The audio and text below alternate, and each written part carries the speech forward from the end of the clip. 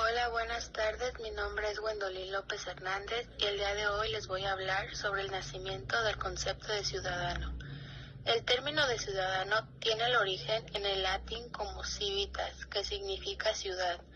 Este término en Roma estaba permitido solo para algunas personas, hombres que no fueran esclavos, que sean mayores de edad. Y los demás, como las mujeres, extranjeros y esclavos, tenían menos derechos. Llamamos ciudadanos a las personas libres e iguales que cooperan socialmente.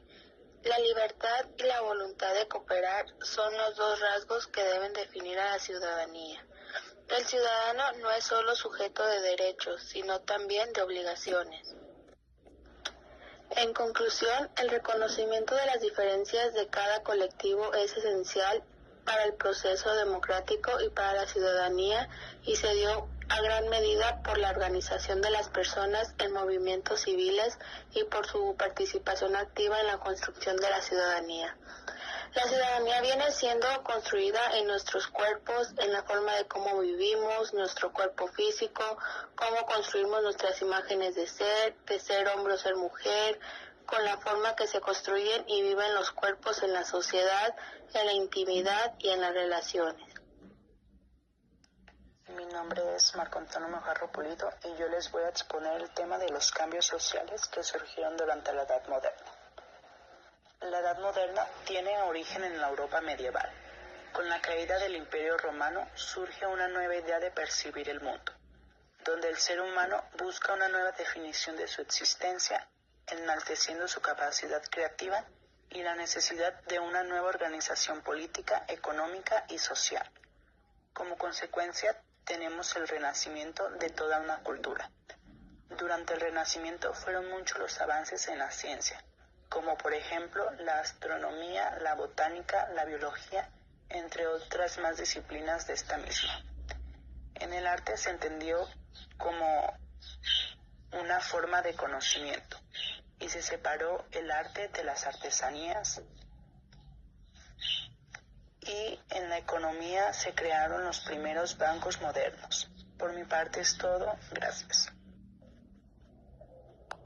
Para concluir con este tema, resalto que la Edad Moderna fue una época donde surgieron grandes cambios en la sociedad y como consecuencia en la sociedad que vivimos actualmente es el resultado de estos cambios políticos, sociales y económicos, avances en las artes, en la ciencia y en la tecnología. Hola, ¿qué tal? Mi nombre es Mónica Natalie Guzmán Palafox y hablaré sobre los conflictos sociales. ¿Pero qué es un conflicto social? El término conflicto social se refiere a una forma de conflicto generalizado entre grupos sociales relevantes que constituyen una sociedad. Un conflicto social puede ser entre grupos para ser un conflicto cuando se trasciende lo individual o grupal y afecta a la propia estructura de la sociedad o a su funcionamiento positivo. Causas del conflicto social. Un conflicto social se da cuando se producen situaciones en países o regiones que se pueden dar lugar a unas circunstancias desagradables para la convivencia y la integración social. Entre esas situaciones podríamos destacar las siguientes: corrupción, desigualdad social y económica, crisis económicas, crisis naturales, pobreza, racismo, machismo, homofobia, etc. Consecuencias del conflicto social. Los conflictos sociales, de la misma forma que se originan, tienen consecuencias entre la sociedad que deben ser destacadas. Entre estas consecuencias cabrían citar las siguientes: migración ilegal, delincuencia y vandalismo, corrupción y narcotráfico, pobreza, malestar social y falta de recursos. Multiculturalidad e interculturalidad. La multiculturalidad y la interculturalidad son dos conceptos ligados entre sí. La multiculturalidad predica la diversidad cultural, incluyendo la interculturalidad, y la interculturalidad se refiere específicamente a la interacción e intercambios entre estos diferentes grupos y comunidades. La multiculturalidad se caracteriza por promover el respeto y la tolerancia por las diferencias, y desterrar prejuicios y estereotipos asociados, generar una convivencia armoniosa. Algunas características de la interculturalidad son: la interculturalidad puede adoptar diferentes formas y constituye, por lo general, una experiencia enriquecedora. El contacto con otras culturas puede representar una oportunidad única para reflexionar sobre la propia cultura y el mundo. La conclusión de la multiculturalidad e interculturalidad es que parece que es casi imposible no ser algo. Esto a consecuencia de que es necesario que las cosas, especialmente las personas, tengan la tendencia a ser determinados, con el fin de ser identificados por ellos mismos y por su entorno, y con ello mantener una relación con lo que los rodea. Después de todo, somos parte de la cultura y ejercemos interacción con muchas otras personas. La interculturalidad y la multiculturalidad es parte del día a día sin que nos demos cuenta. Hola, mi nombre es Miriam Rivera Gómez y hoy les voy a hablar de la globalización y el neoliberalismo. ¿Qué es la globalización? Bueno, pues la globalización ha sido el medio de integración e independencia por el cual se han modificado los procesos económicos, políticos, culturales, sociales y tecnológicos, dando lugar a un mundo más interconectado. Por otro lado, el neoliberalismo es una teoría política económica que reforma la doctrina del liberalismo clásico y la replantea dentro del esquema capitalista actual bajo principios más radicales.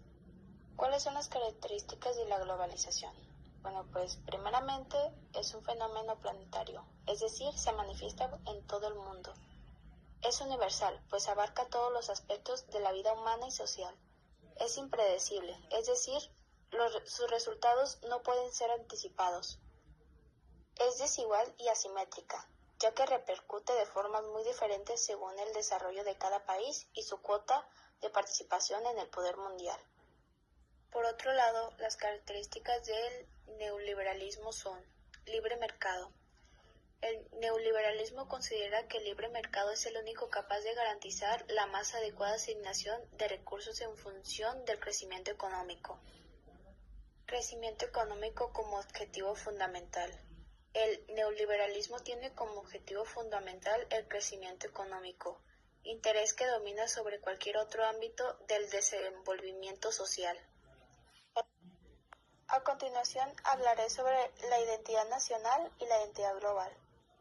La identidad nacional se forma a través de los hechos históricos que hemos vivido. No es un concepto cerrado, es algo que está en constante transformación. La identidad nacional se refiere a los rasgos físicos que distinguen a los pueblos, la unidad territorial que crea un sentimiento de identificación entre sus poblaciones, la historia, tradiciones, religión y costumbres que tiene un pueblo, pero sobre todo es el sentimiento de pertenencia a un grupo, familia y características únicas. Por otro lado, la identidad global es una perspectiva que impulsa un nuevo modelo de la ciudadanía comprometida activamente a la consecuencia de un mundo más equitativo y sostenible, apostando por el respeto y la valoración de la diversidad. Yo, Mónica, yo creo que sobre el tema de ser ciudadanos del mundo, yo creo en la ciudadanía universal y no la considero incompatible con otros tipos de lealtades o de derechos. En mi concepto, ser ciudadano del mundo significa y no significa lo siguiente, como reconocer como perteneciente a una comunidad universal que incluye a todos los seres humanos. Y ser ciudadano del mundo no significa o no implica renunciar a los lazos locales ni a los deberes específicos en la comunidad local. Yo digo que sí podemos ser ciudadanos del mundo, ya que esto implica reconocerse como perteneciente a una comunidad universal. Esto quiere decir que incluye a todos los seres humanos sin importar su cultura, sus tradiciones, sus costumbres, su religión, etc.